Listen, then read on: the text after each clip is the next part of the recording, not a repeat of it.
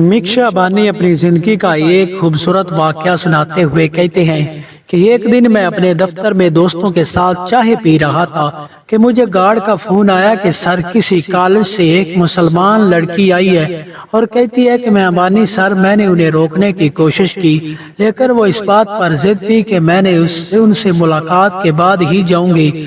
اب میں کیا کروں؟ میں نے کہا کہ انہیں واپس بھیج دوں اور بتاؤں کہ سر کسی اہم میٹنگ میں مصروف ہیں۔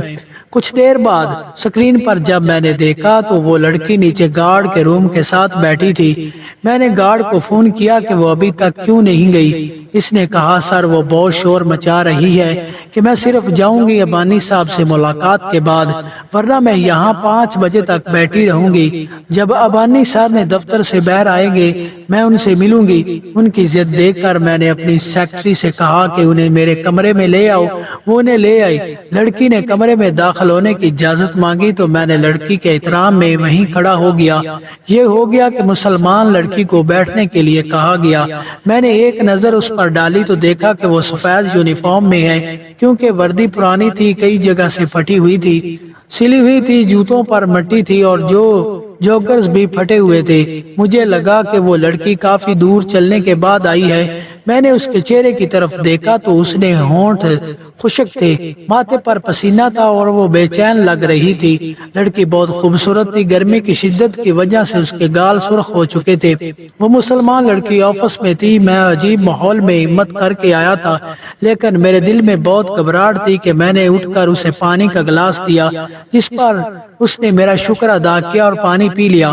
میں نے لڑکی سے پوچھا بیٹا آپ کیوں پریشانی پیدا کر رہے ہیں؟ کیا بات ہے؟ کیوں وہ ابانی سے ملنا چاہتی ہے؟ اس نے کہا مجھے پڑھنا ہے اور میرے والد کے پاس پیسے نہیں ہیں۔ مجھے ہر قیمت پر اپنا MBA مکمل کرنا ہے اور مجھے پیسوں کی بہت ضرورت ہے۔ مجھے کسی NGO میں کوئی پوسٹ دے جو پڑھا فنڈز دو تاکہ میں اپنی تعلیم مکمل کر سکوں۔ وہ لڑکی بہت گھبراہٹ سے بول رہی تھی۔ اس کی گھبراہٹ دیکھ کر میں نے بچے سے کہا کہ تم چائے پیو گے؟ اس نے کہا سر ہلایا۔ میں نے چائے اور بسکٹ کا آرڈر دیا۔ چائے پیتے ہوئے اس نے کہا جناب اگر میں مجھے سیمسٹر کی فیس ادا کر دیں تو میں آپ کے دفتر میں 6 ماہ تک بغیر معاوضے کے کام کرنے کے لیے تیار ہوں۔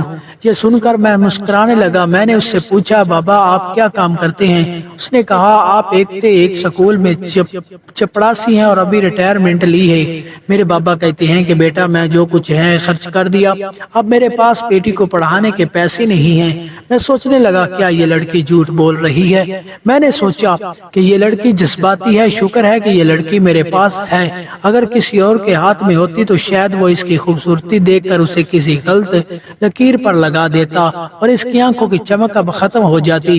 میں نے بہانہ بناتے ہوئے کہا کہ میں کروں گا، اپنے صاحب سے پوچھے اور واپس آ کر دیکھتے ہیں کہ میں آپ کی کیا مدد کر سکتا ہوں۔ کچھ دیر بعد کمرے میں آیا اور اس بچے سے کہا کہ جناب کہہ رہے ہیں کہ آپ کی MBA کی فیس کا بندوبست کر دیں گے، لیکن بات یہ ہے کہ کل آپ کے والد صاحب آ کر مجھ سے ملے، فیس کی فریش سلپ بھی۔ یہ سن کر لڑکی بہت خوش ہوئی اور خوشی سے کھڑی ہو گئی۔ ٹھیک ہے جناب، اس کی معصومیت مسکراہٹ کے ساتھ نکل آئی۔ میں نے اپنی سیکرٹری کو آواز دی کہ لڑکی کل آئے گی، تعارف کروایا وہ میرے پاس اس کا فون نمبر لے لو۔ یہ میرا خیال ہے کہ مجھے کہا گیا کہ اگر وہ کل اپنے والد کے ساتھ آ جائے تو ٹھیک ہے، جو دل میں آتا ہے وہ کرتی رہے۔ اگلے دن میں دفتر آیا، 11 بجے میرے سیکرٹری نے مجھے بتایا کہ سر وہ بچے اپنے والد کے ساتھ 10 بجے سے آپ کا انتظار کر رہے ہوں گے۔ میں نے ان سے کہا کہ وہ انہیں فون کرے، ان کے والد پنجابی اور اردو بولنے کے مہارت رکھنے والے آدمی تھے، لیکن بعد میں معلوم ہوا کہ وہ کسی سرکاری دفتر میں چپڑاسی ہیں، اب ریٹائرمنٹ لے چکا ہے۔ یہ ان دنوں کی بات ہے جب کوئٹہ کے اسکولوں کے حالات خراب تھے، ترانہ بھی نہیں پڑھا جا سکتا تھا، کہیں پاکستان دشمن کچھ نہ کرے۔ اسکول میں شرارتیں اور اس لیے ان حالات میں ایک مقامی شخص کے لیے زندہ رہنا بہت مشکل تھا، جس کا نتیجہ یہ نکلا کہ کئی بار اسے اس کے اہل خانہ بشمول نان شبینہ کو جلد ریٹائرمنٹ کی ضرورت پڑی۔ فیصلہ کیا گیا کہ اس کی بڑی بیٹی کی شادی کرنی ہے۔ ان میں سے ایک MBA کرنے کے بعد ڈاکٹر کی میز پر مریضوں کے پرچی نمبر لگاتا تھا، جبکہ دوسرا بیٹا BA کرنے کے بعد کوئی چھوٹی موٹی نوکری کی تلاش میں تھا۔ اس نے اشارہ کیا۔ بچے نے کہا کہ اب میں اسے ماجد نہیں پڑھا سکتا، اس لیے وہ اصرار کر رہی ہے کہ وہ بچوں کو ٹیوشن دے کر MBA مکمل کر لے گی۔ وہ اپنے یونیورسٹی کے سمسٹر کی فیس بھی ادا کرنے کے قابل نہیں ہے، لیکن اس کا کہنا ہے کہ وہ اسی سے پڑھے گی۔ یونیورسٹی میں نے اس کی مدد کے لیے اس کے کندھے پر ہاتھ رکھا، کہا کہ تم اس کی تعلیم کی فکر نہ کرو۔ اس بچے کے والد نے میرا شکر ادا کیا اور چلا گیا۔ میں نے اس کی فیس وغیرہ ادا کرنے کے لیے اپنے شعبے کی ذمہ داری ڈال دی۔ لڑکی صرف ایک بار MBA کی داخلہ فیس کے لیے آئی تھی، پھر اس کے 1 سال تک صرف ایک میسج آتا تھا کہ ہم اس کی فیس ادا کر دیں گے۔ ایک دن لڑکی پھر پریشان ہوئی۔ میں نے اس سے پوچھا کہ اب کیا ہوا، تو اس نے کہا سر 1.5 سال میں اپنے باقی اخراجات ٹیوشن کے ذریعے پورے کر رہا ہوں۔ MBA میں اپنے نمبر بھی بہت اچھے ہیں۔ لیکن پھر وہ رونے لگی۔ میرے سٹاف نے اسے تسلی دی اور کہا کہ بابا تنگ آ گئے تو لاہور جانے کا فیصلہ کر لیا ہے، پورا خاندان وہاں شفٹ ہو رہا ہے۔ وہاں میرا کون ہوگا جو مجھے پڑھائے گا؟ میں نے بابا سے کہا کہ میں نہیں ہوں، میں یہاں جا کر ہاسٹل میں رہوں گا۔ اب میں میرے پاس نہ بابا کے پاس ہاسٹل کے پیسے ہیں، اگر جاؤ گی تو بھی وہاں ٹیوشن نہیں پڑھا سکوں گی، کیونکہ یونیورسٹی سے 5 تک جب میں وہاں پہنچوں گا تو رات ہو جائے گی، میرے پاس سواری بھی نہیں ہے، تو میرے میزبان کی فیس بھی ادا کرو۔ میں نے اس سے کہا کہ مجھے خوش کرو، میں 1 پردے دوں گا، شرط یہ ہے کہ جس سے آپ کو نوکری مل جائے گی آپ میرے میزبان کی ساری فیسیں واپس کر دیں گے۔ وہ لڑکی کی مان گئی۔ میں نے اس کے سر پر ہاتھ رکھ کر کہا کہ آپ بغیر کسی فکر کے پڑھ لیں۔ پھر وہ چلا گیا۔ شاید 2 سال بعد اس کی کال آئی، جناب آج رات ٹیلی ویژن پر میرا انٹرویو ضرور دیکھیں۔ میں نے پوچھا آپ نے کیا کیا؟ ونسکر بولی مجھے گولڈن میڈل مل گیا۔ یہ سن کر میں بہت خوش ہوا۔ میں نے اسے مبارکباد دی، کہا جناب اب میں لاہور جاؤں گا اور عمر بھی آپ کے ساتھ مشہور رہوں گا۔ میرا دل خوش سے بھر گیا۔ میں نے کہا بیٹی لوگ جانے کے لیے لوگ ڈھونڈتے ہیں، جہاں رہو خوش رہو۔ کچھ دیر بعد فون آیا کل ایک انجان نمبر سے، جب میں نے اٹھایا تو وہی لڑکی تھی۔ کہا جناب کیا آپ جانتے ہیں کہ میری منگنی ہوگی؟ لڑکا یونی میں ہے اور میری شادی کے بعد ہم کراچی جائیں گے۔ میں نے بہت خوشی محسوس کی، دعا کی کہ سوئچ آف کر دیا فون۔ یہ لڑکی ایک کشمیری پنجابی گھرانے سے تعلق رکھتی تھی، لیکن قدرت کا کیا کھیل تھا۔ دیکھیے اس لڑکی نے محنت مزدوری کر کے، پرائیویٹ نوکری کر کے، ٹیوشن لے کر اور ایک خوشحال پیار کرنے والے خوشحالی سے اپنا جیز کمایا تھا۔ کیا آدمی نے اسے اپنی دلہن بنا لیا؟ چند ماہ گزرتے تھے، کراچی کے چند گنڈوں نے موبائل فون وغیرہ چھین کر ایک نوجوان کو محبت میں گولی مار دی۔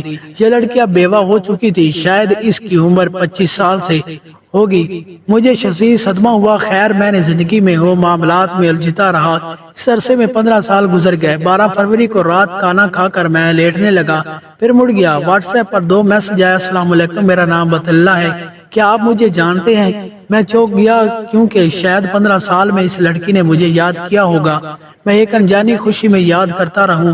اس نے پوچھا بتا کون تھا؟ اس نے کہا جی سر میں وہی بٹالہ ہوں۔ آپ کو معلوم ہے کہ میں آپ کو ان دنوں بہت یاد کر رہا ہوں۔ میں آپ کو بہت دنوں سے یاد کر رہا ہوں۔ میں نے آپ کے دفتر میں فون کیا تو لڑکی نے مجھے بتایا کہ یہ مجھے نوکری چھوڑنے کا کافی عرصہ ہو گیا ہے۔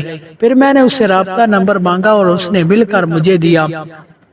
سر آپ سے بات کر کے بہت اچھا لگا، اس نے ایک سانس میں کہا کہ میں نے پوچھا کیا آپ بھی کر رہے ہیں؟ اس نے کہا سر اس وقت میں انگلینڈ میں دنیا کی 5ویں بڑی IT کمپنی میں عہدے پر فائز ہوں۔ میں شادی شدہ ہوں اور میری ایک 11 سال کی بیٹی بھی ہے۔ جناب کیا آپ جانتے ہیں کہ میں نے کب پوچھا تھا میں آپ کو پیسے کیسے واپس کروں گا؟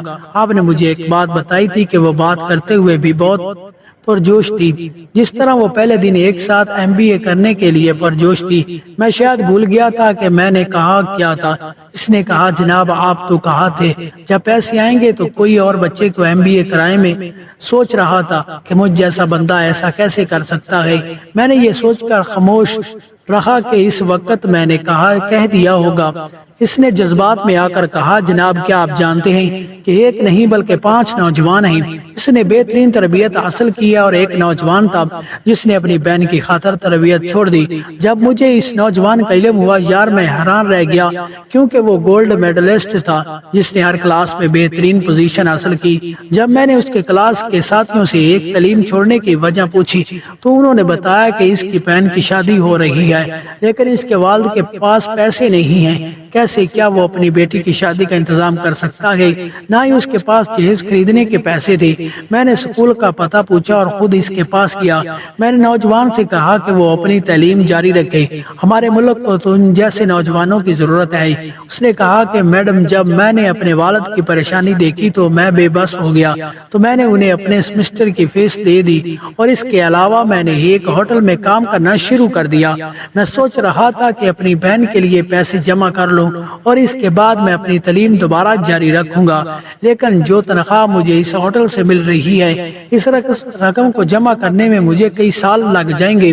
میں نے اس نوجوان سے کہا کہ اسے اپنی بہن کی فکر نہیں کرنی چاہیے، وہ اپنی تعلیم جاری رکھ کے کام چھوڑ دے، اس ہوٹل میں اس کی بہن کی شادی کا سارا خرچہ مجھ پر ہے، میں برداشت کروں گا اور اس کے جہیز کا بھی انتظام کروں گا۔ یہ سن کر اس نوجوان کی آنکھوں میں خوشی کے آنسو آ گئے۔ اسے میری باتوں پر یقین نہیں آیا اور کہا میڈم آپ میرے لیے فرشتہ بن گئی ہیں، میں آپ کا یہ احسان زندگی بھر نہیں کہوں گا۔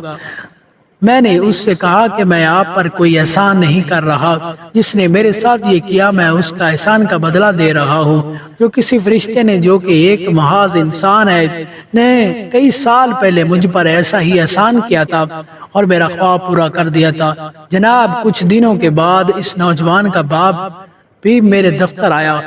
بوڑھے نے میرا شکر ادا کیا کہا کہ اللہ نے مجھے 2 بیٹیاں عطا کی ہیں، ایک بیٹی جس میں شادی کرنے جا رہا ہوں، دوسری بیٹی جس نے بہن کی شادی میں میری مدد کی، وہ میری آنکھوں کے سامنے بیٹھی ہے۔ اس بوڑھے کی آنکھوں میں میرے لیے محبت دیکھ کر مجھے اپنے والد کی یاد آ گئی۔ میں نے اس نتیجے پر پہنچا کہ دنیا کا بہترین کام لوگوں کے مسائل کو کم کرنا اور ان کی مدد کرنا۔ جناب میں نے ان 5 نوجوانوں کی تربیت کی ذمہ داری اٹھائی اور انہیں آگے بڑھنے میں مدد کی، IT کے شعبے میں آگے، اور جناب مجھے آپ پر ہمیشہ فخر ہے۔ میں نے کہا کہ انہیں یہ سن کر میں حیران رہ گیا کہ میں نے اسے دعا کی اللہ آپ کو بڑی کامیابی عطا فرمائے، آپ نے ایک چراغ سے 5 گھر روشن کیے، آپ وہی ہیں، یہ واقعی ایک انمول ہیرا ہیں، ایک انمول لڑکی، ایک ایسی لڑکی جسے میں آپ کو کبھی نہیں بھول سکتا۔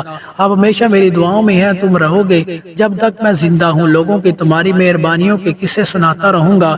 میری تمام پڑھنے والے دوستوں سے گزارش ہے کہ ایسی قیمتی بچی بلکہ میری بیٹی کے لیے دعا کریں کہ وہ صحت مند اور خوش خرم زندگی گزارے۔ آپ یہاں تک کہاں پہنچ گئے، ان کی زندگی سکون اور خوشگوار گھریلو زندگی سے بھرپور ہو۔ آمین۔ اللہ تعالی ہمیں اس کی زندگی میں کسی بھی شخص کی مدد کرنے کا عز اور جذبہ عطا فرمائے تاکہ ایک شمع سے دوسری شمع روشن ہوتی ہے۔ آمین۔ کسی نے کیا خوب کہا ہے کہ ہم سب اس لیے جیتے ہیں، زندگی کا مقصد دوسروں کو کام آنا ہے۔ ناظرین یہ میکشا بانی کی زندگی کا ایک خوبصورت واقعہ تھا۔ ویڈیو پسند آئے تو لائک شیئر کریں، چینل کو سبسکرائب کریں تاکہ آنے والی ہر ویڈیو کے بارے میں آپ سب سے پہلے جان سکیں۔ ناظرین اگلی ویڈیو میں دوبارہ ملیں گے۔ اللہ حافظ۔